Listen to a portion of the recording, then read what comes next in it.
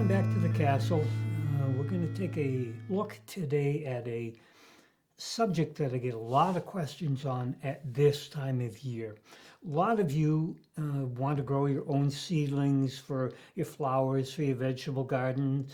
You may have a greenhouse. And one of the questions that's, again, very common is how much light do my seedlings need to grow in a good to optimal range? We know that plants need water, we know that they need food, and we know that they need light, but light is probably one of the least understood variables when we start talking about plant growth. So I'm going to try to keep this short. I'm going to use some broad strokes on a little bit of the science, just give you enough science so that you understand what we're talking about when we tell you how to calculate, is this light source strong enough for my plants? So what is light? We all are familiar with the light from the sun, from the light bulbs in our homes. Light is one of those interesting features of quantum physics that can either be a wave or a particle depending on how we measure it. Why do plants need light? If we take a look at the formula for photosynthesis, which is that primary driver of plant growth, it's how plants produce food and grow, we can see that plants need water, carbon dioxide, and then they need the intervention of light to make that reaction happen. If we have the water and we have the carbon dioxide in a dark room, this formula cannot proceed from left to right, and the plants cannot produce food, which means the plants can't grow and they will die. We need light for our plants to grow, but now how much do they need? If we look at light, again, there's two components of light. We have the wave component and we have the particle component. If we look at the wave component, that's where you'll start hearing this term spectrum or wavelength. And we see that the visible portion of light in that electromagnetic continuum is in the 400 to 700 nanometer range. The 400 end is the blue, ultraviolet to violet range. That 700 and plus range is that infrared, that red light. So we have the spectral or the wavelength component. On the other side, we have the particle component. When we measure with a quantum meter, we're measuring the particle component. You can think of light in sending out little packets of energy. These energy packets are called photons, and this is what's going to drive photosynthesis. We know that plants need a particular amount of photons to make this reaction happen and produce sugar going from left to right. So we have the wavelength component and we have the particle component. The wavelength component is going to signal to the plant how to make changes like size, bushiness, internodal spacing. So the wavelength component is the component that drives plants to go through changes in their physiology. It's what we call photomorphology, light driving changes within the plant. The particle component is the one we're going to be most interested in and that you need to be most aware of in your seedling growing efforts. This particle component, again, the packets of light are called photons.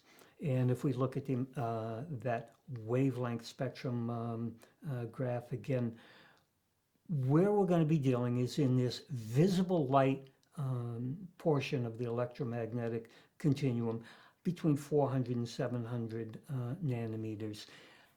As far as your plant growth, I just want you to be aware of the fact that a simple statement to remember is that intensity drives productivity in plants.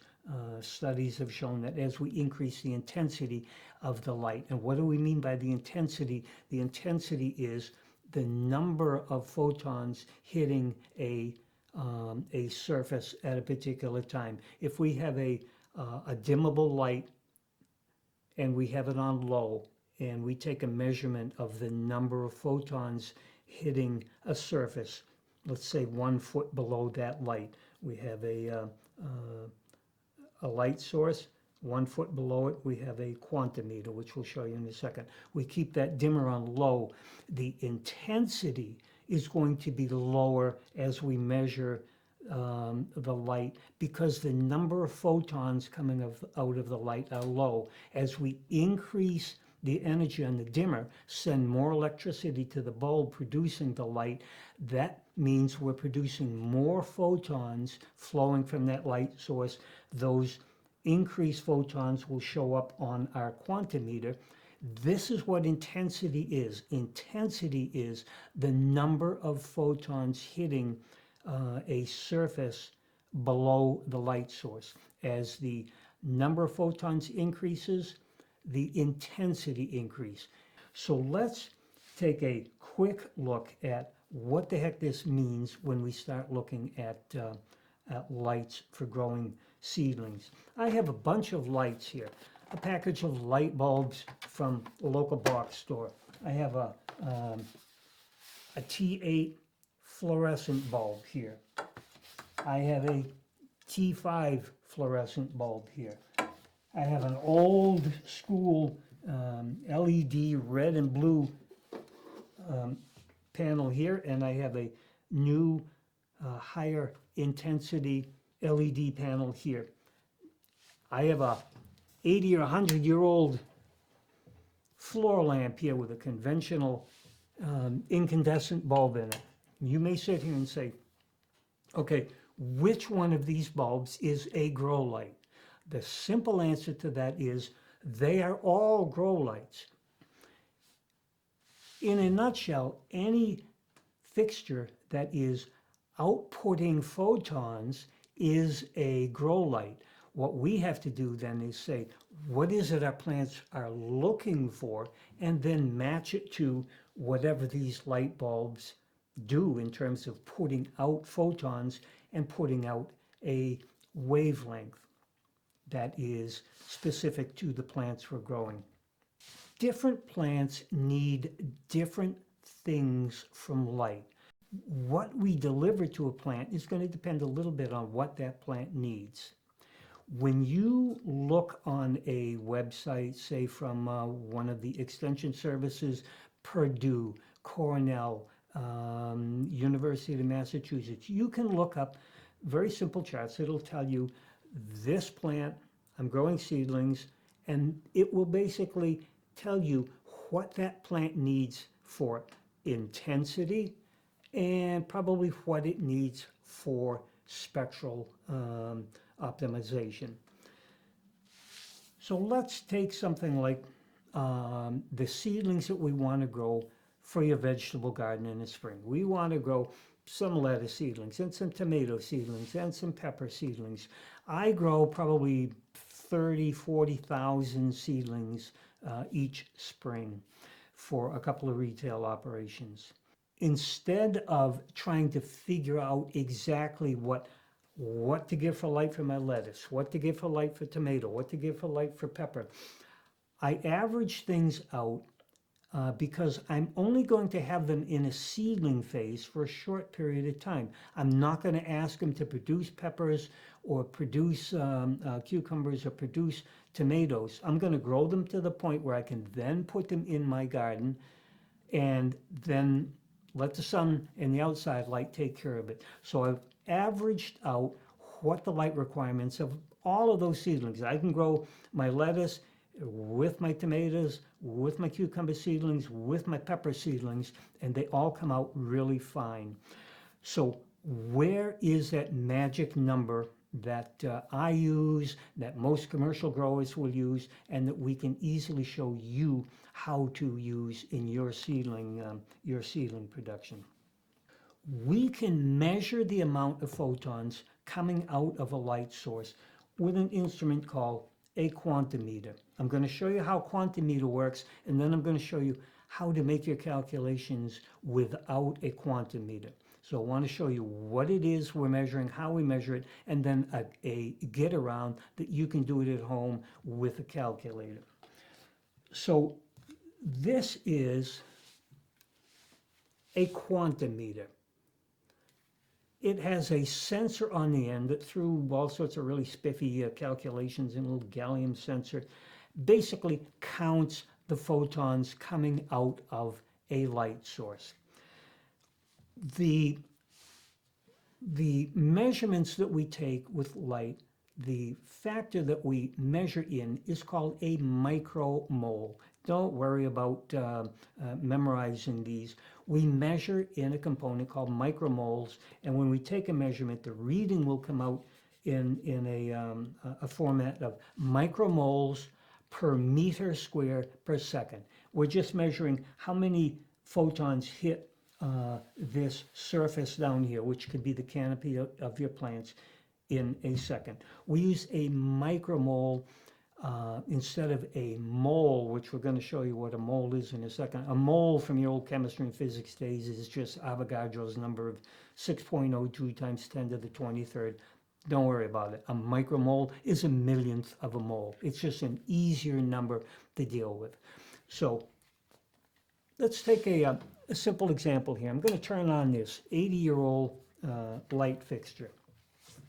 I'm going to put the sensor on it a foot below the light source, because normally when we start talking about light source and intensities, when we're looking at product evaluations or descriptions, they're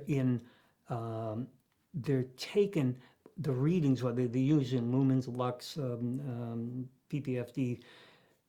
The standard is to measure them at a foot away. So I turn the meter on. I'm getting a reading at about a foot of 10 micromoles per meter square per second. You might say, hey, that sounds pretty good, 10. What I want to see on here is a level of around 250. So we might be saying, wow, okay, how do we get to 250? Now we start talking the differences in all of these lights. The bulb that I just measured was an older bulb. Actually, I think it's only a 40 or 60 watt incandescent bulb, which gives off light, but not very intense. The negative thing about the old incandescents is a lot of the energy is given off in heat. But we can see that this bulb here would not be a good bulb for us to use in our seedling growing. So where do we go from there? One of the most common bulbs that was used as the next step up were the fluorescent bulbs. This here is this is actually an older T12 bulb. And that just means it's 1.5 inches diameter. T8 is an inch. T5 is 5/10 of or it's a half of an inch. So this is actually labeled as a plant and aquarium light. So that's actually meaningless to us without knowing what the heck they're talking about in this plant and aquarium light. The only thing we're interested in, as far as will this work for my plants to grow in that good to optimal range, is what the intensity of the light given off by this bulb is. I could take this bulb out, we could set a fixture up, put the bulb in. I can take my quantimeter, put it under this bulb, and get a micromole per meter per second squared reading. But you guys probably don't own the $100, $200, $300, $400 meter. So how would we get the intensity of this bulb? If we look on the packaging, right here, we see this little description that says 1600 lumens. So what the heck is a lumen? It's a measurement that they use in the building industry that reflects how our eyes perceive and translate the light. It's a figure that we use in how comfortable, how bright, how soft lighting is, and not actually telling us what the photon output is. So how can we use that for you guys to figure out what the micromole output is?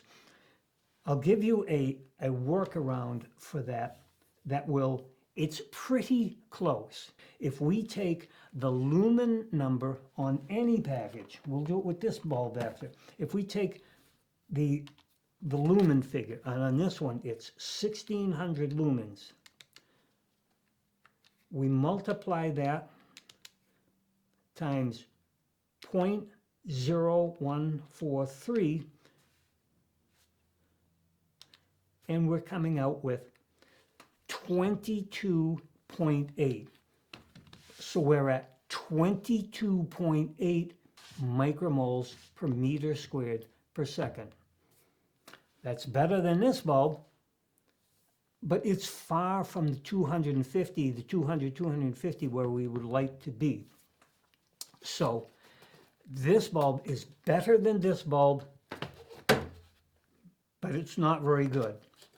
The next step, a number of years ago that came out, were these T5 fluorescent bulbs. These are the lights that I still use in my production to produce 30,000 award-winning plants every spring.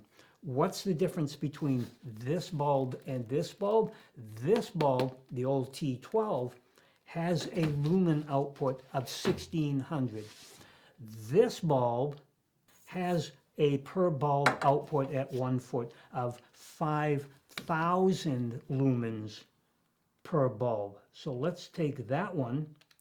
If we take 5,000 times 0.0143, that's going to equal now 71.5 micromoles per meter square per second, measured at a foot for your plants. Much better, but not getting us near that optimal range. So what happened in the lighting industry and the plant industry was to start putting multiple bulbs in the same fixture. So now if I have a 2 bulb, this is a 4 foot length bulb, if I put 2 bulbs in a fixture, now we have 5,000 plus 5,000, we have 10,000, we have a total of 10,000 lumens times 0.0143. Now we're at 143 micromoles per meter square per second.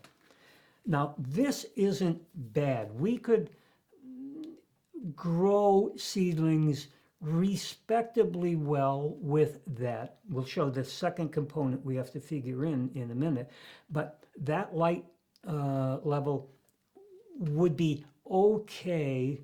And remember, when we talk fixtures for plant growth, we always want fixtures with a reflector, because the light, if we just put this over the plants, the light, you're going to lose most of your light up into the sides and not down. By the reflections, we get the light all bouncing back down onto the plant.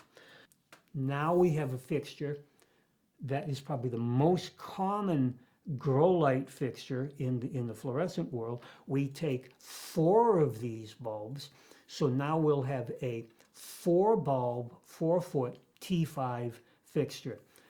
we're going to take 4 bulbs at 5,000 lumens each, which is going to give us 20,000 lumens.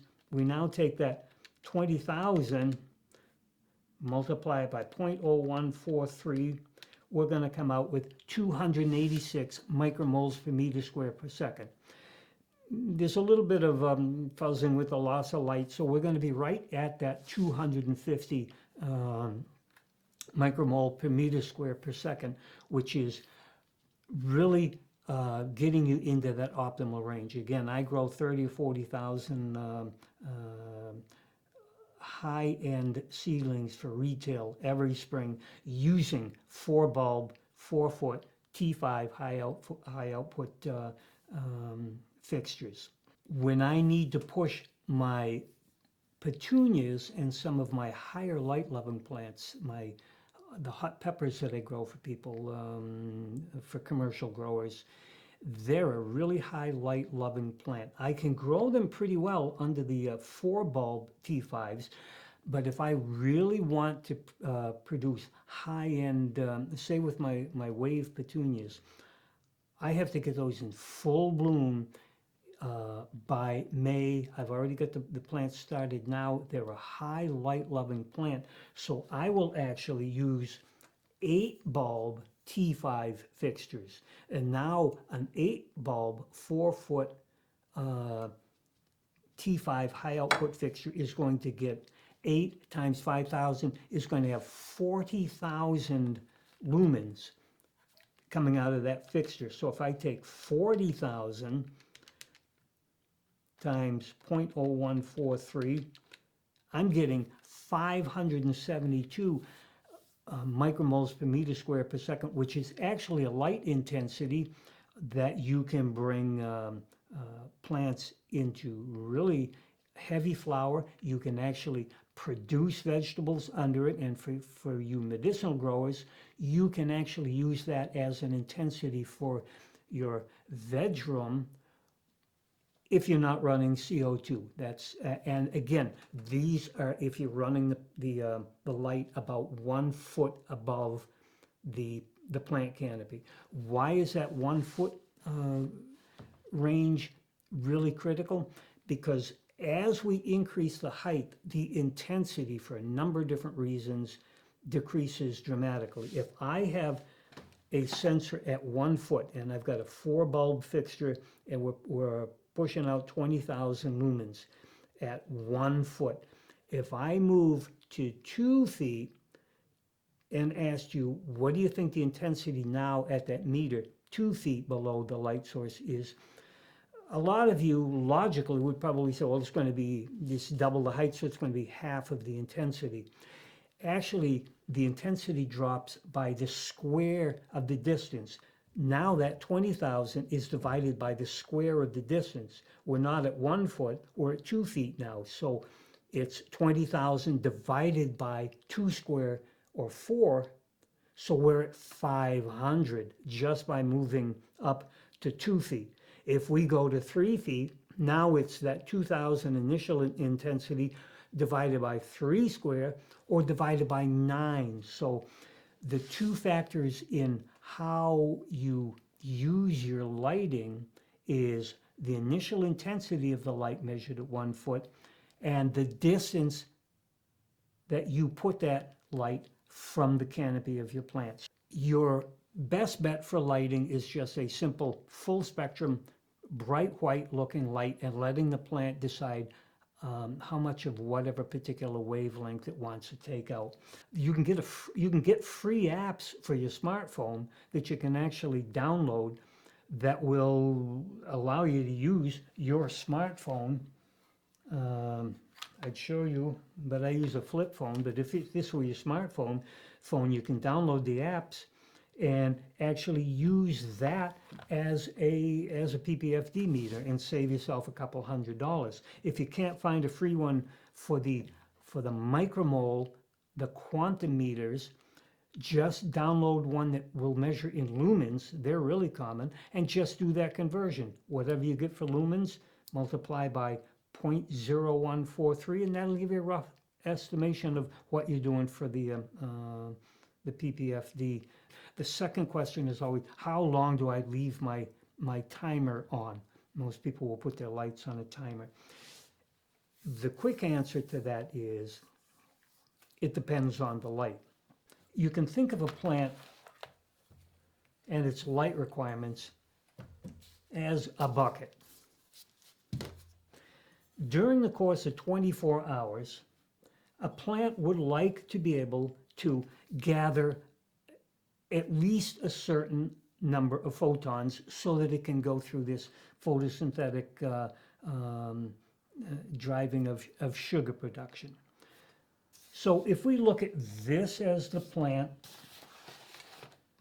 and we take something, let's take lettuce for example. And lettuce, this is our bucket, and we have a level that we want to get up to in terms of photons for the day. This is our light source. I turn the light source on, and these are photons going in to the light and driving photosynthesis. We go through 10 hours, 12, 14 hours, 16, 18, 20, 22, 24 hours. The plant looks at it. Did I make my line? Yeah, if I made my line, if I'm the plant, then I'm happy. I'm in my optimal phase. If I'm only halfway to the line, I'm like, yeah, okay, this is going to really cut down on my ability to grow optimally. I'll grow slower. I won't be as strong. My immune system won't be as good. So how do we know if we're getting to this line on the plant, on the bucket, that the plant needs to get to over the course of a day? This concept is called the DLI, or the Daily Light Integral. It's simple, and I'm going to give you an example. We're going to use lettuce. I grew lettuce commercially for restaurants and grocery stores, and I had to know how to have that light at an optimal level. And I'm using T5 4 bulb fixtures. I'm using 4 bulb fixtures. So I know what my plant is, it's lettuce. I know what my fixture is, I know what the light output is. I go to the Cornell site and find that lettuce would like to get to a level of 17 moles per day. Remember, we are calculating in micromoles, which are millionths of a mole, so we just have to convert that over. This is very easy, so bear with it for 1 second here and you'll be like, I get this. So I turn my 4 bulb fixture on, and I have my lettuce here about 10 inches, 12 inches below my light fixture. We know that this 4 bulb fixture is giving off 20,000 lumens. We did the conversion on that. We took 20,000 lumens, we multiplied it times 0.0143, and we got 286, 280, let's say 250 micromoles per meter squared per second. That's 250 micromoles per second. So how many micromoles are we getting per minute? If we're saying 250 per second, we just multiply that times 60. So in 1 minute, we're getting 15,000 micromoles. 15,000 micromoles are going into the bucket per minute. How many per hour? We multiply that times 60, and we're getting 900,000 micromoles per hour. A micromole, remember, is 1 millionth of a mole. And this DLI is calculated in moles, so 900,000 micromoles, how many moles is that? Well, it's just 900,000 divided by a million. It's 0.9 moles per hour. To grow optimally, when I looked up in Cornell or Purdue, My lettuce would like to be at 17 moles for the course of the day. We need to fill that bucket to 17 moles. When we calculated to find out how many an hour, we're getting 9/10 of a mole per hour. So all we have to do is divide. If I need to get 17 over the course of the day, I just take 17 and divide that by 9/10, and I'm getting about 18.8 hours or 19 hours. So I just run my timer for that 4-bulb fixture for 18 or 19 hours. You can do that with any bulb that you use. And one thing that is fairly obvious to you is that we can change that timer setting by the intensity of the light. If I go to a weaker light to fill that bucket up, I can leave the timer on longer. But there's going to be a point at which that bulb or that fixture over the course of 24 hours can't get us to that 17 range because the light isn't intense enough. And don't worry about the wavelengths and everything right now for what you're trying to do. It's the intensity of the light. The more light you can get to that plant, the better with your T5s, your T8s, your T12s. And if you have any questions, as always, you can just get in touch with me with the contact info at the end of the video, or I'm at the Rochester Blue Seal store every Saturday just to answer questions. You can contact me by email.